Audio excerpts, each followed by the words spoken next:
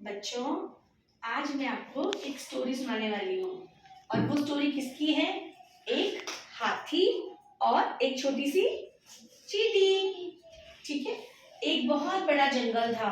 उस जंगल में बहुत सारे जानवर रहते थे, अलग अलग तरह के जानवर रहते थे और उस जंगल में एक हाथी रहता था और बहुत सारी चींटियां भी रहती थी।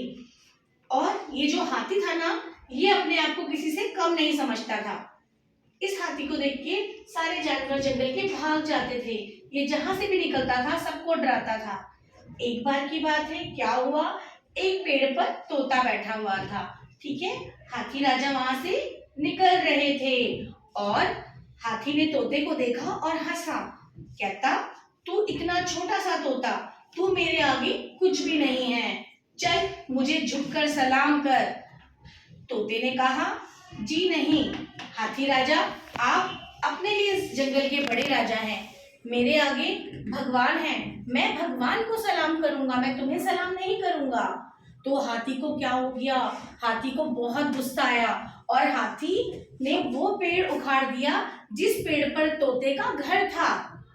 मालूम है कैसे उखाड़ा? अपनी इस सूंड से ऐसे पकड़ा और उस पेड़ को उखाड़ दिया और तोता उड़ गया, उसका घर टूट गया, वो रोने लगा।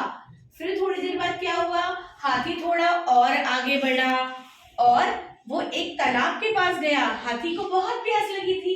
हाथी ने वहां पानी पिया और हाथी ने इधर उधर अपनी गर्दन घुमाई और सबको देखा कि अब मैं किस जानवर को, किस कीड़े को परेशान करूं, किस पक्षी को मैं परेशान करूं। तो उसने देखा एक छोटी सी पहाड़ी पर एक चींटी अपने लिए खाना लेकर जा रही थी। हाथी उसके पास गया और बोला, ए चींटी, तुम क्या कर रही हो? क्या कर रही हो ये? चींटी ने कहा, हाथी राजा, अब लगता है बरसात का समय आने वाला है, बारिश होने वाली है, तो मुझे अपने लिए और अपने परिवार के लिए अभी से खाना जोड़ के रखना पड़ेगा ताकि हमें दिक्कत ना हो। हाथी खूब हंसा, कहा, तू बारिश से डरती है? अच्छा, मैं तो नहीं डरता, अभी तुझे बताता हूँ। हाथी ने क्या किया, तालाब के पास गया, अपनी सूंड में पानी उठाया और जहाँ पहाड़ी पर चींटी का घर था ना, वहां पर सारा पानी अपनी सूंड से निकाल के डाल दिया और चींटी का घर सारा टूट गया, उसका सारा खाना वेस्ट हो गया। वो क्या करती, वो रोने लगी। फिर चींटी ने मन ही मन एक प्लान बनाया। चींटी ने सोचा, क्यों ना इस हाथी को मजा चखाया जाए, इसको बताना पड़ेगा कि ये सबसे बड़ा नहीं हो सकता है और अपनी ताकत पर बहुत घमंड करता है ना हाथी, तो इसको कल ही मैं मजा चखाऊंगी। अगले दिन क्या हुआ, हाथी एक पेड़ के नीचे आराम कर रहा था। चींटी वही रोज का रूटीन सुबह सुबह अपने लिए खाना लेके जाने लगी। फिर चींटी ने देखा कि अरे, ये तो वही हाथी है जिसने कल मेरा घर उजाड़ा और ये वो हाथी है जो सारे जंगल के जानवरों को परेशान करता है। आज मैं इसको सबक सिखा के रहूंगी, इसको अपनी ताकत पर बहुत घमंड है ना।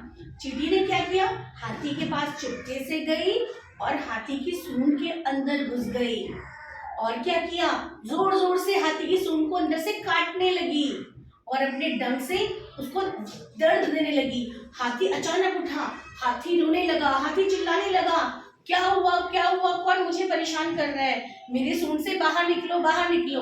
चींटी ने बाहर नहीं निकली, चींटी ने और जोर से काटा। उसके बाद थोड़ी देर बाद जब हाथी बहुत रोने लगा, चींटी उसकी सूंड से बाहर निकली।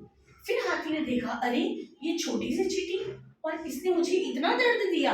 फिर हाथी को समझ आया कि अपनी ताकत पर मुझे कभी घमंड नहीं करना चाहिए था, मैं बड़ा हूं तो क्या हुआ, मुझसे छोटे भी ताकतवर हो सकते हैं। इसीलिए उसने चींटी से माफी मांगी, जंगल के सभी जानवरों से उसने माफी मांगी कि मुझे माफ कर दो, मैं अपने आप को बहुत शक्तिशाली, बहुत घमंडी समझता था, मैं अपने आगे किसी को कुछ नहीं समझता था, पर मुझसे ताकतवर में भी दुनिया में बहुत सारे लोग हैं, इसलिए छोटी सी चींटी ने आज मुझे सबक सिखाया है। और इस कहानी से आपको क्या उद्देश्य मिला है बच्चों? कुछ सीखा आपने? आपने क्या सीखा कि अपनी ताकत पर कभी घमंड नहीं करना चाहिए, है ना। हमसे भी बड़ा और कोई हो सकता है, हमसे ताकतवर भी कोई और हो सकता है। आई सबको समझ में स्टोरी? मजा आया?